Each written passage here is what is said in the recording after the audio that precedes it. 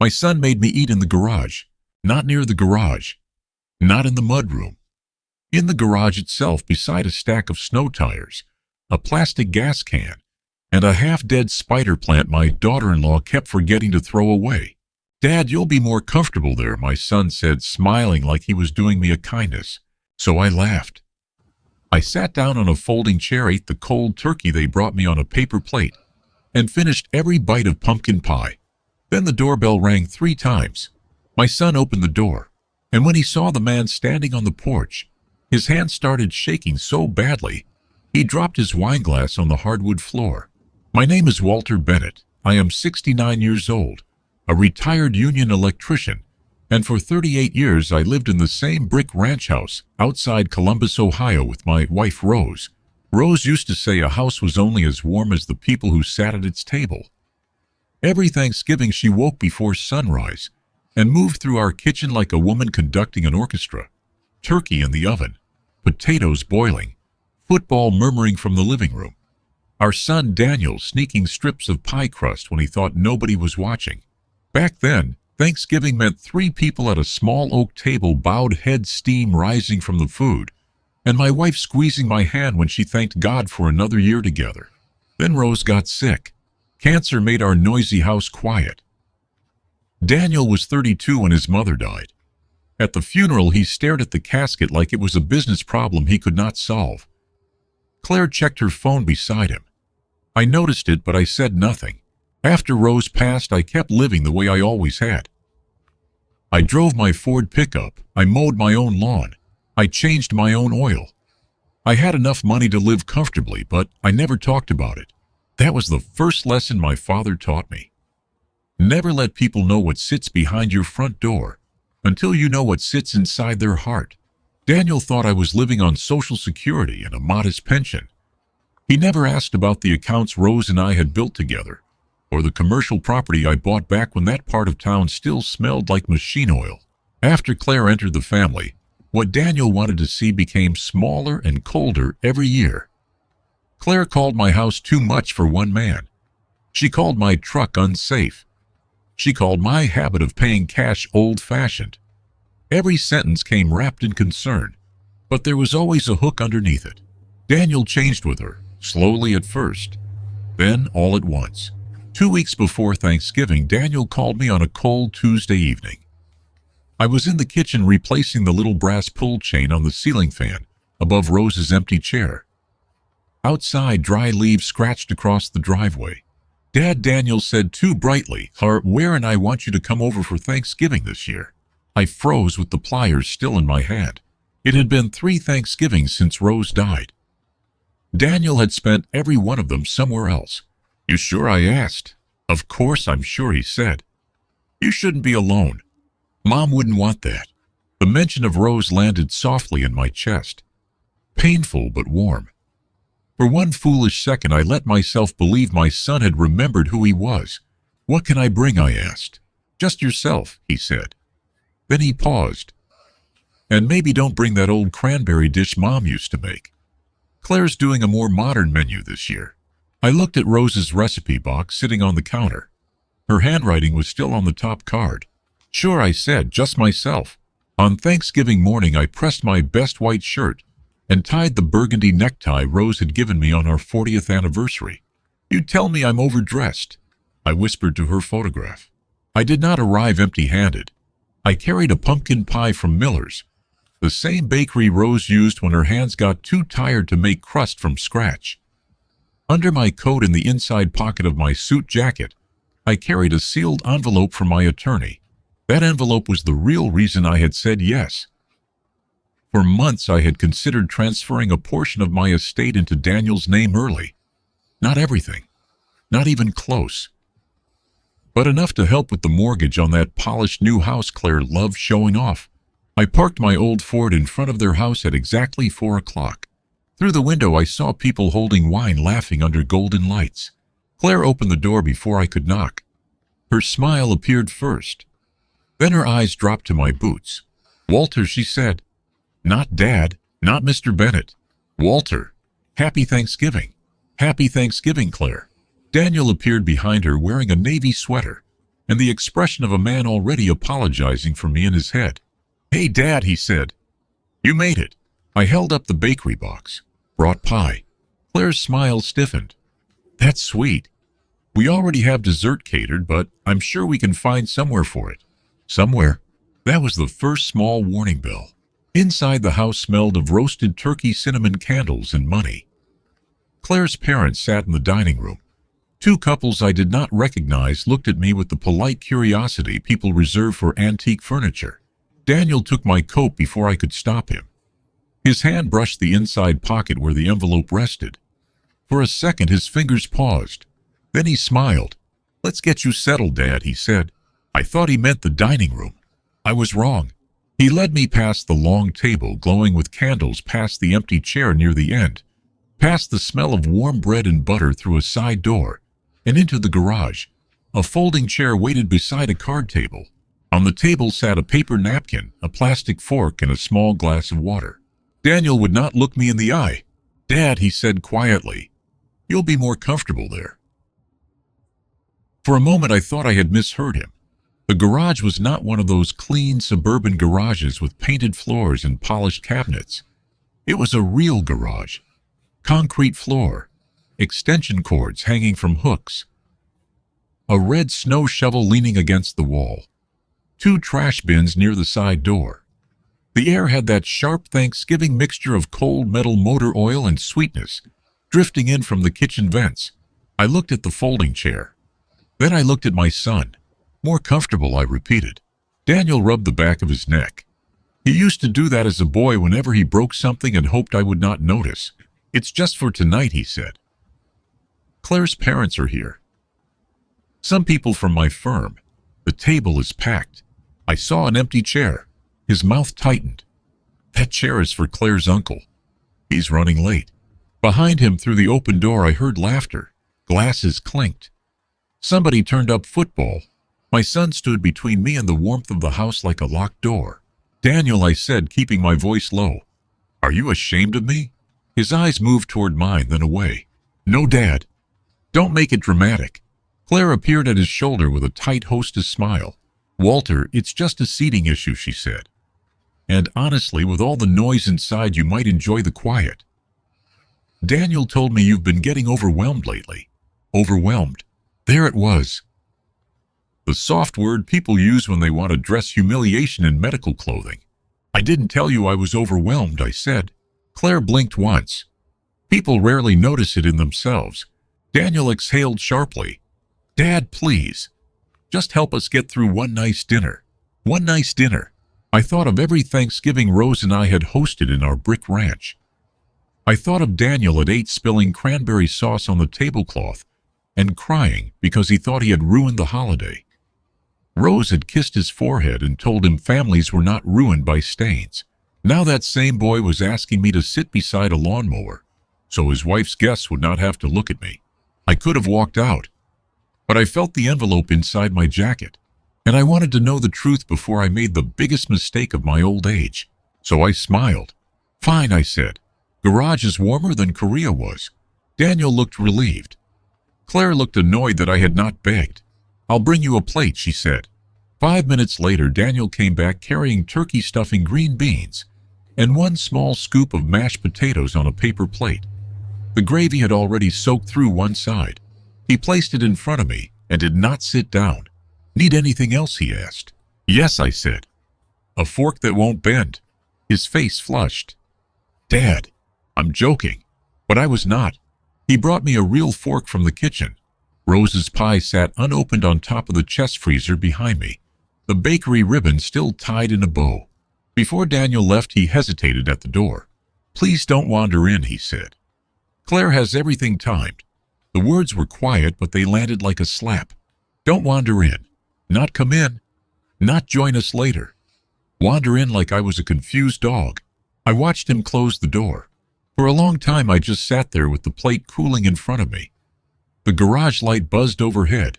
Cold seeped through the concrete and into my dress shoes. From the other side of the door came the full sound of Thanksgiving. Laughter, forks against china, men talking about the Buckeyes, Claire's mother praising the centerpiece. I picked up the fork and took a bite of turkey. Dry, Rose would have laughed at that. Then she would have saved the whole bird with broth and butter. I ate slowly, not because I was hungry, because every bite gave me time to think. About the envelope, about Daniel's hand brushing my jacket, about Claire saying I had been overwhelmed lately. Halfway through the meal, the side door opened. A young man in a gray sport coat stepped into the garage holding an empty wine bottle. He stopped when he saw me. "Oh," he said. "Sorry, sir. Didn't know anyone was out here. No trouble." He tossed the bottle into the recycling bin, then glanced at my paper plate. His expression flickered with embarrassment. "You Daniel's dad." "That's what they tell me." He gave a nervous laugh. "I'm Ryan. I work with Dan." Dan. My son had become Dan to men in expensive watches. Ryan leaned closer. "For what it's worth, sir," I told him this was messed up. I studied him. "You knew I was out here." His face went pale. "I mean, Claire said you preferred it. Said you don't do well around crowds anymore." There it was again, another little brick in a wall they were building around me. Before I could answer, Claire's voice cut through the door. "Ryan, we're doing the toast." He gave me a helpless look and slipped back inside. The door did not latch all the way behind him. A narrow strip of sound opened between the garage and the dining room. I should not have listened. But when people put you in the garage, they should not expect you to behave like a guest. Claire was speaking. "I just think it's time we get Walter situated somewhere appropriate," she said. "This whole arrangement is not sustainable." Daniel answered too softly for me to catch every word. Then Claire's father spoke deep and confident. "The house. We're handling it," Claire said. "Daniel has the forms. Once Walter signs, everything becomes easier." My hand tightened around the fork. Forms. Then Daniel said clear enough for every word to pass through the crack in the door. He brought the envelope. I felt it in his coat. The garage seemed to tilt around me. Claire laughed softly. "Good," she said. Then after dessert, we stopped pretending this is a family dinner and finish what we actually invited him here to do. I sat perfectly still in the garage, the fork clenched in my hand. The turkey had gone cold. The overhead light buzzed in small, angry pulses. Inside the house, people laughed at television, and the smell of cinnamon rolled under the door like an insult. Forms. That single word kept moving through my mind. Daniel has the forms. For months I had carried documents in that envelope. Not because I needed my son's signature, but because I had intended to give him something. A gift. A bridge. A father's last attempt to say I still believe in you even after the distance, the missed calls, and Claire's cold remarks. Inside my jacket was a revised family trust proposal. My attorney, Samuel Price, had prepared it carefully. It would give Daniel early control of one commercial property on the west side of Columbus, a building Rose and I bought in 1989 when everyone said the neighborhood was dead. Now that dead neighborhood had breweries, software startups, and rents that made my accountant whistle. That one building alone threw off more money in a month than Daniel thought I saw in a year. I had planned to surprise him after dinner. I had imagined telling him his mother would have wanted him to have security. Maybe he would cry. Maybe he would hug me. Maybe for one night I would see the boy who used to fall asleep in my lap during the Lions game. Instead, my son had put me beside the trash bins and waited for me to sign something else. I slowly set the fork down. The narrow crack in the door still carried voices. Claire's mother was speaking now. "Are you sure he'll sign tonight?" "He's lonely," Claire said. "Lonely people will sign anything if you make them feel included for 5 minutes." A few polite chuckles followed. Daniel did not laugh. I listened for him. I wanted him to object. I wanted one hard word from my son, one sentence with a spine in it. He gave me nothing. Then Claire's father said, "And if he asked questions?" Daniel answered this time, "I'll handle him." I had known fear in my working life. I had wired buildings in snowstorms and stood on steel beams above concrete. But nothing felt like hearing my own son discuss me as a problem to be handled. The door opened suddenly. I picked up the fork again before Daniel stepped inside. He looked flushed and nervous. In his hand was my slice of pumpkin pie on a china plate this time. "Dessert," he said. I smiled at the plate. "Real dishes now. Moving up in the world." He did not laugh. He closed the door behind him and lowered his voice. "Dad, after you finish, Claire. And I need to talk to you about a few things. Things. Just practical stuff." I looked at my son. In the garage light, I could still find the child in his face if I worked hard enough. The same brown eyes Rose had given him. The same crease between his eyebrows. But the man standing in front of me was wearing a mask made of mortgage payments climbing and fear. "Daniel," I said, "do you remember the Thanksgiving after I lost my job at Kirkland Electric?" He blinked. "What? You were 11. I came home early because the plant contract fell through. Your mother had $23 in her purse and a half a tank of gas. We still had 7 people over for dinner. You remember what she said?" He shifted uncomfortably. "Dad, I don't think now is." "She said a table gets bigger when your heart does." His jaw tightened. "Dad, please don't do this." "Do what?" "Make everything emotional." I felt something inside me go quiet. For years I had made excuses for him. Work pressure, grief, Claire's influence. But at a certain point, a man has to stop blaming the weather for the direction he chose to walk. Daniel placed the pie in front of me. "We just want what's best for you," he said. That sentence has been doing a lot of heavy lifting tonight. He looked toward the house, then back at me.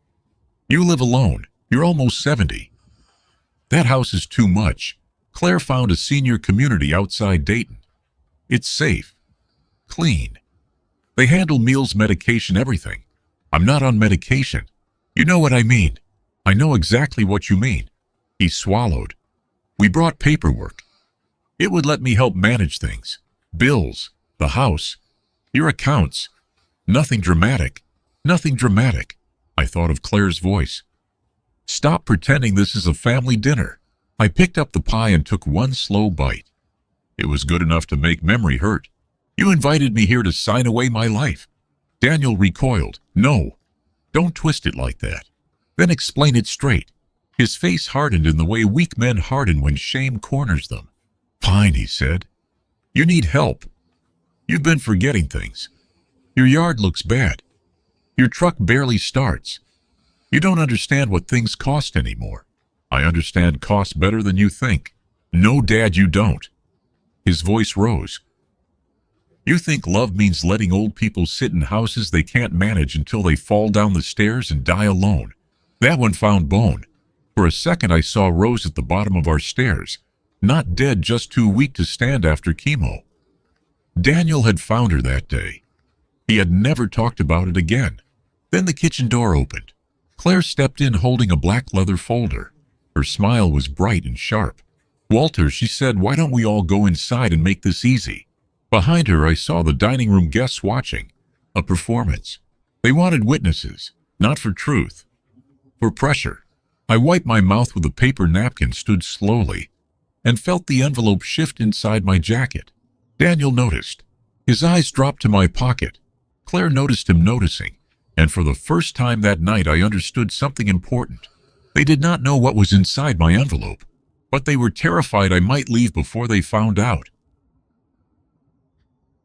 I stepped through the doorway from the garage into the dining room like a man walking onto a stage, where every actor already knew the script except him. The house was warm enough to make my glasses fog.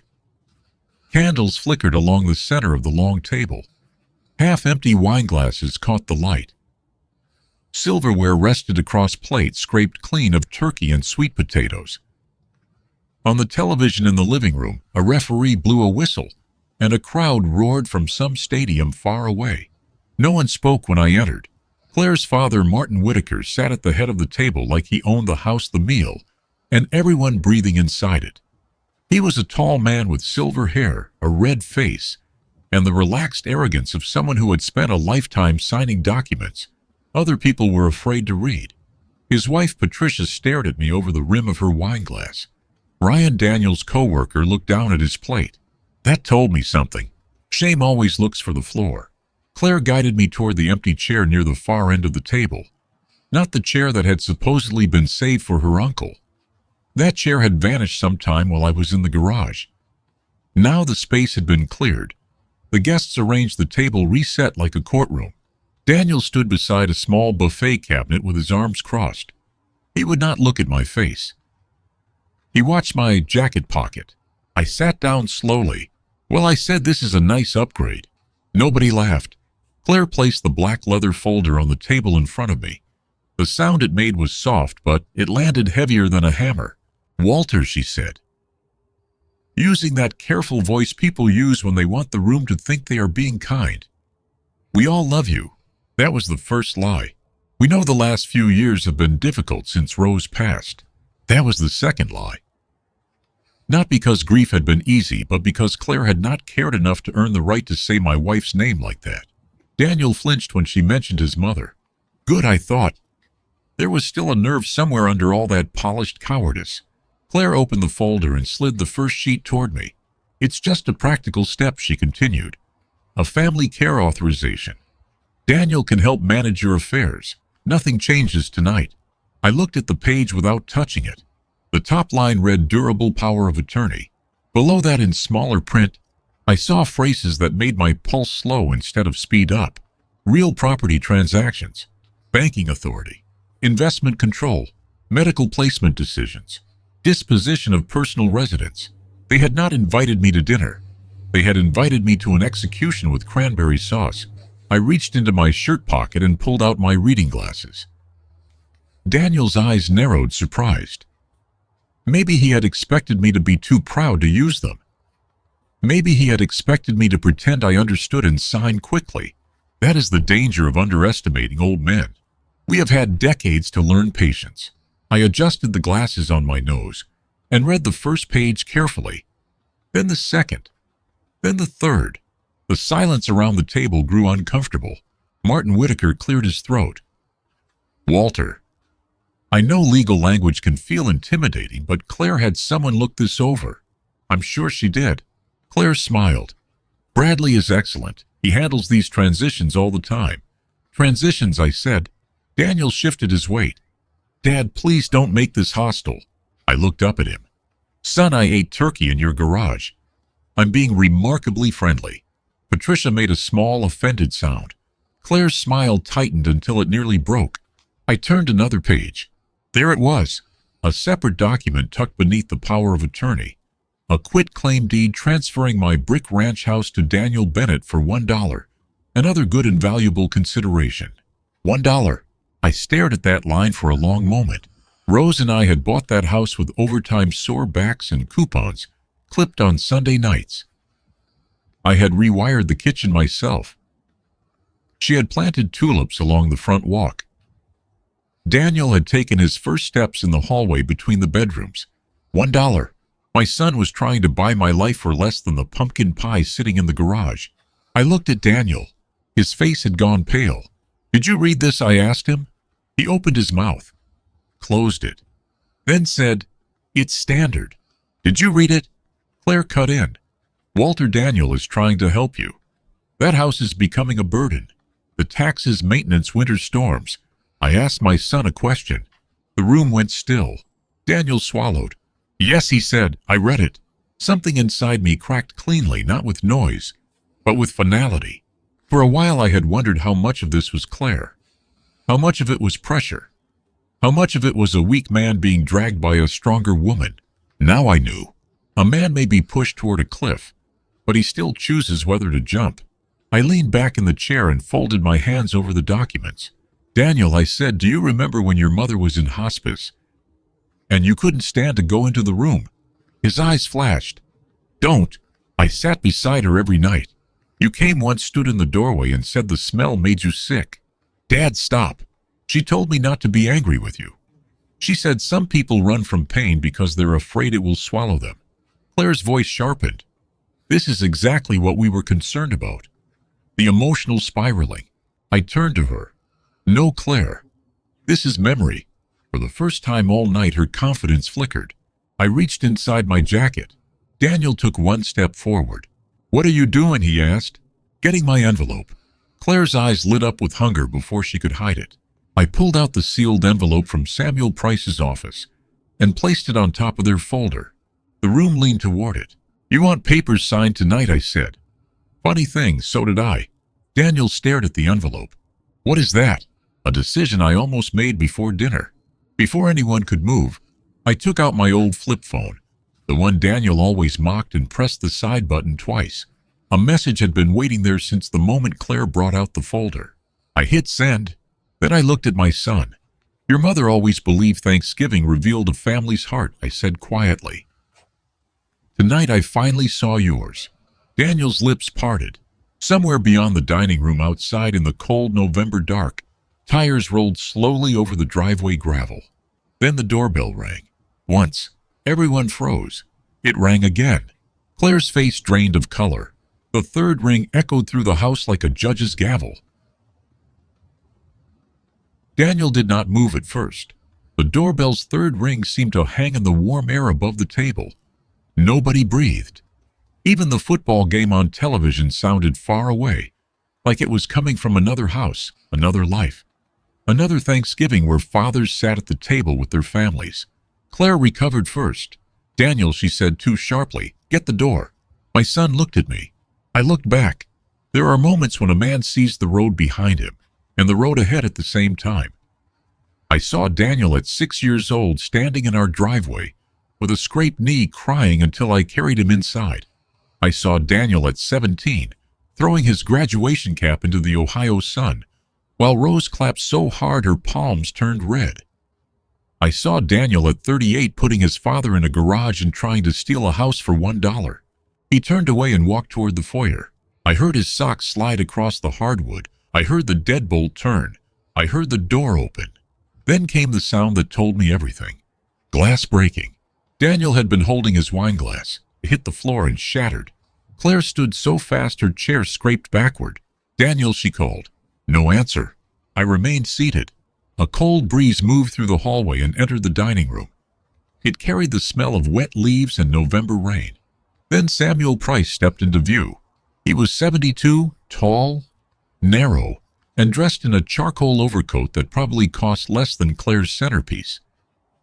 His white hair was combed neatly back, his face calm, in the way only old attorneys and experienced undertakers ever truly manage. He carried a leather briefcase in one hand and a manila folder in the other. Behind him stood a woman in a dark blue blazer holding a tablet against her chest. I recognized her as Denise Callahan, a senior officer from Franklin Heritage Bank. Behind Denise stood a uniformed deputy sheriff. That was when Martin Whitaker's confidence left his face. Samuel removed his gloves slowly. "Good evening, Walter," he said. "Sam, I apologize for interrupting dinner." I looked down at the black folder still sitting in front of me. "You're right on time." Daniel stood beside the front door, pale as flour. His right hand trembled at his side. Red wine had splashed across the floorboards like blood. Claire walked into the foyer, took one look at Samuel, then immediately changed her face into something wounded and polite. "Can we help you?" she asked. Samuel gave her the courteous nod he reserved for people he did not trust. "Mrs. Bennett, I presume." "Claire Bennett." "Yes." "Samuel Price. I represent Walter Bennett and the Bennett Family Trust." The words moved through the room with quiet force. Bennett Family Trust. Claire's eyes flicked toward Daniel, just once. She had not known the name. That confirmed one of my suspicions. They knew I had something. They did not know what it was, how large it was, or who protected it. Daniel finally found his voice. "Dad," he said, "what is this?" I tapped the envelope in front of me. "This is what you were so interested in." Samuel stepped into the dining room. Denise and the deputy remained near the foyer. "Walter sent me a message requesting immediate delivery of revised trust documents," Samuel said. "He also requested that I bring a banking officer and law enforcement witness, given the nature of the concern." Claire laughed once. It was a brittle, ugly sound. "Law enforcement witness. For Thanksgiving dinner."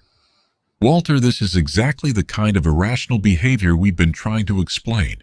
Samuel's eyes moved to the black leather folder. "May I?" I slid it toward him. Claire reached for it.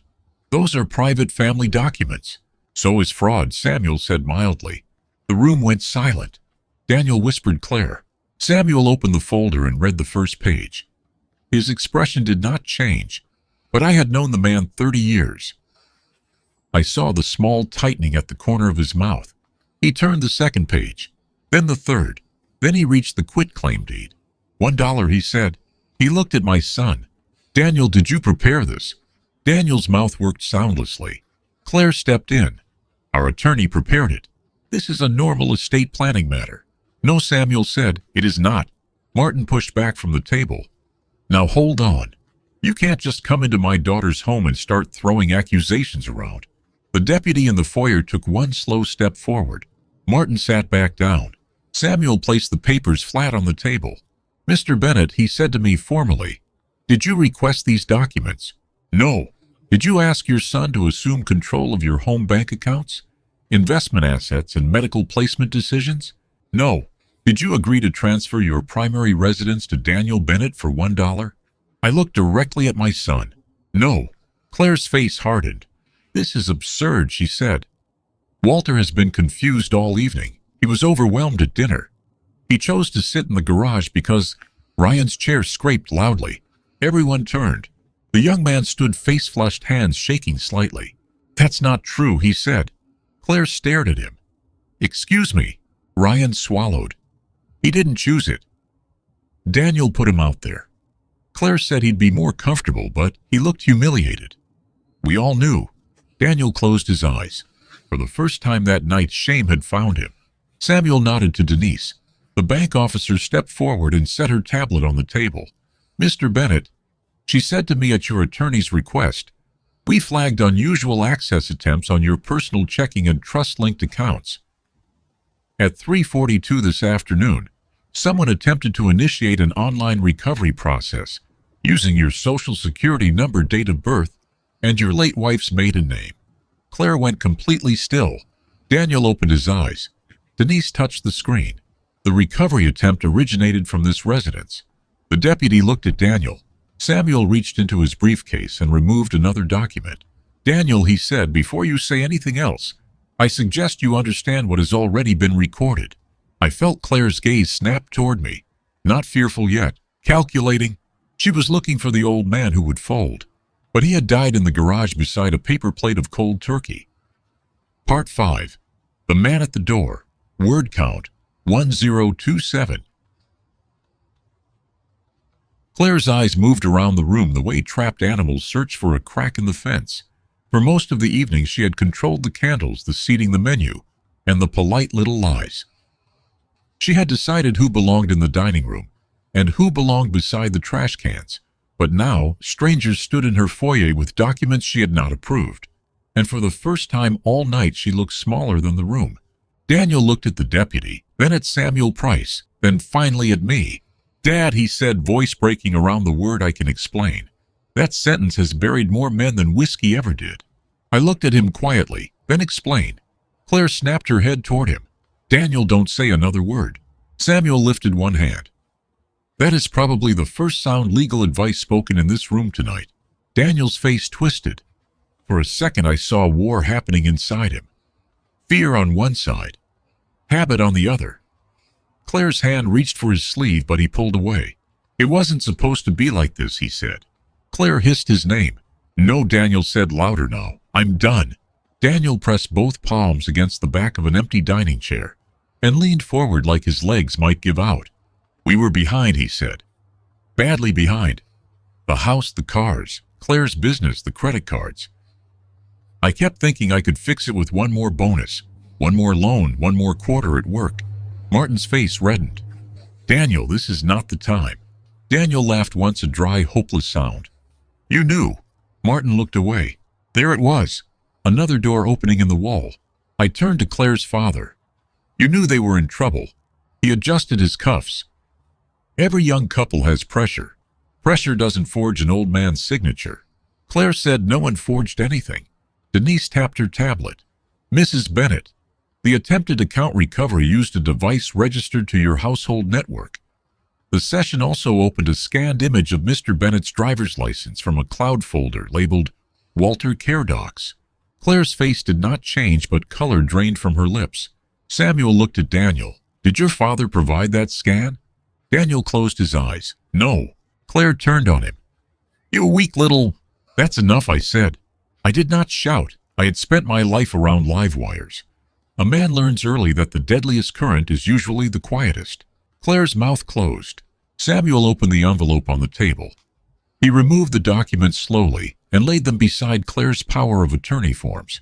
These, he said, are the revised distribution papers Walter intended to discuss with Daniel tonight. Daniel stared at them. What distribution papers? He whispered. Samuel looked at me. I nodded. Before dinner, Samuel said Walter planned to grant you controlled management income from the West Broad commercial property beginning January 1st. Not ownership, but enough monthly income to stabilize your household, provided you completed financial counseling and maintained regular contact with your father. Daniel's face collapsed. He reached toward the document but stopped before touching it. How much? He asked. Claire's eyes sharpened again. Samuel answered plainly. Approximately $18,000 a month after expenses based on current leases. A sound moved around the table. Patricia covered her mouth. Ryan stared at Daniel as if he were watching a man realize he had thrown gold into a furnace. Daniel looked at me with wet eyes. Dad, I held up a hand. Don't. The word came out rougher than I intended. I looked at him and I let myself see everything. The Thanksgiving mornings, the hospital hallways, the missed birthdays, the way his face had changed when Claire said my name. The fact that he had known I was sitting in the garage and had not come back until he needed my signature. I came here to help you, I said. Not because you earned it. Because your mother would have asked me to leave the porch light on for you one more time. Daniel wiped at his eyes with the heel of his hand.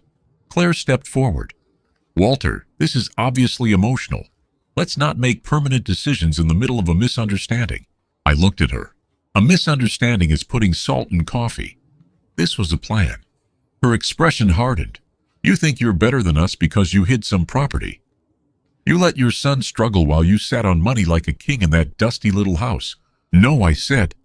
I let my son become a man. There's a difference. Claire's laugh came sharp. He is a man. He has a wife, a future, a reputation. And you were going to make him beg for an allowance. Daniel flinched. I finally understood her completely. She had not hated me because I was poor. She hated me because I had not been useful on her terms. Samuel slid another page in front of me. Walter, he said softly, your message authorized me to prepare the revocation if circumstances warranted it. They do. He placed a pen beside my hand.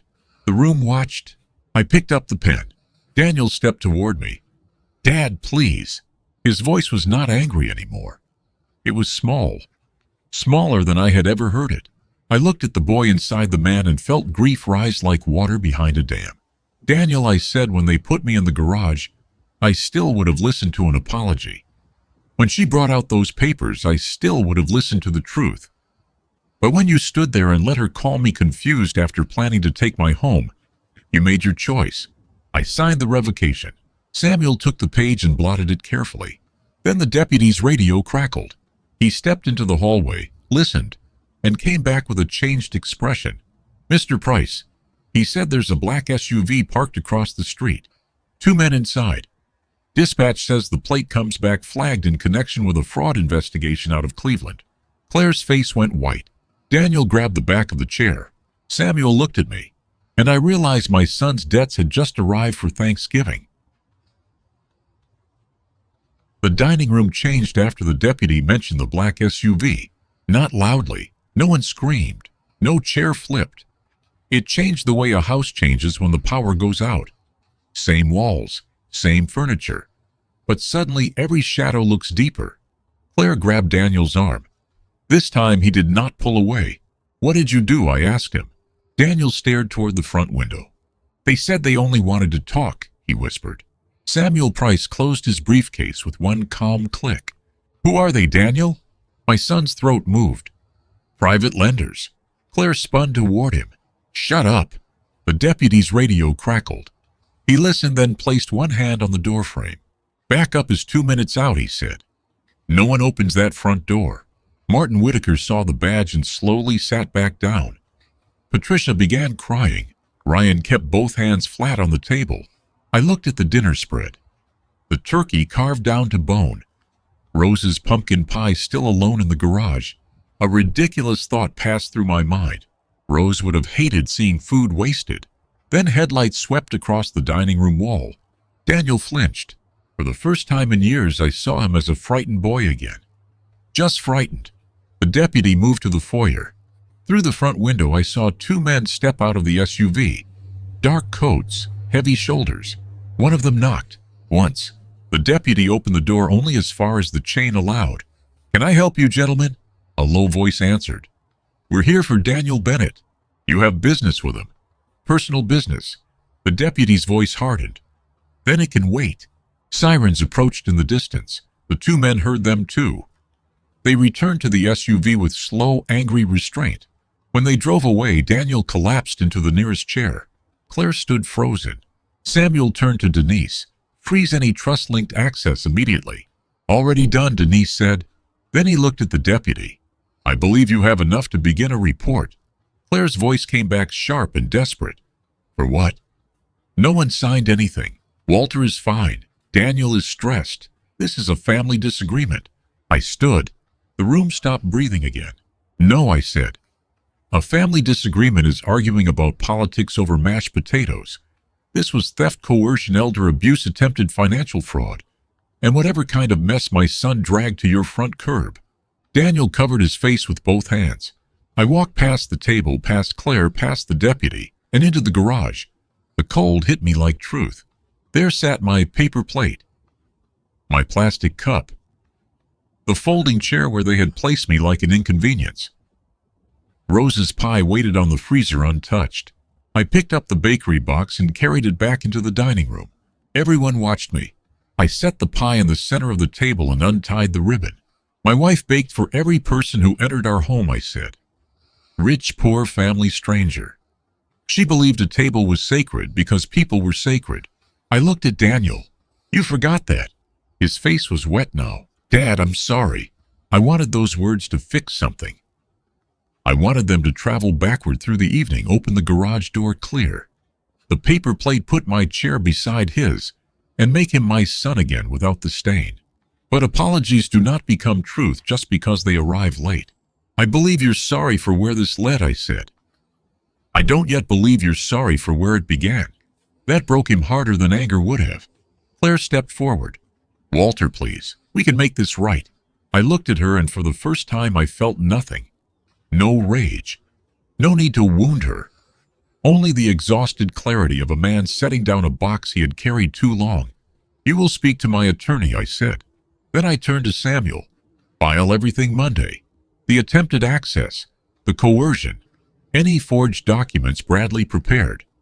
And remove Daniel from every trust instrument, every beneficiary designation, every emergency authority, every line where my wife and I ever wrote his name." Daniel made a sound like air leaving a punctured tire. "Dad," I faced him one last time, "I am not doing this because I hate you. I am doing this because love without boundaries becomes permission. And tonight I saw what you do with permission." The deputy asked Daniel and Claire to remain seated while statements were taken. Martin stopped trying to look important.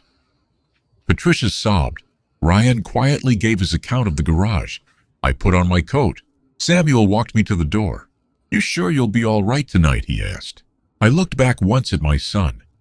He sat under the chandelier with the life he had chosen falling around him like ash. "No," I said. "But I'll be honest, that's better." I drove home with Rose's pie on the passenger seat. The house was dark when I arrived, but not empty. Rose was in the tulips, sleeping under winter soil, in the worn recipe cards and the oak table where we had fed anyone who knocked. I sat at that table, cut one slice of pie, and placed it on her old blue plate. Then I took out my phone and deleted Daniel's number from favorites. Not from my life. Not forever. I was still his father.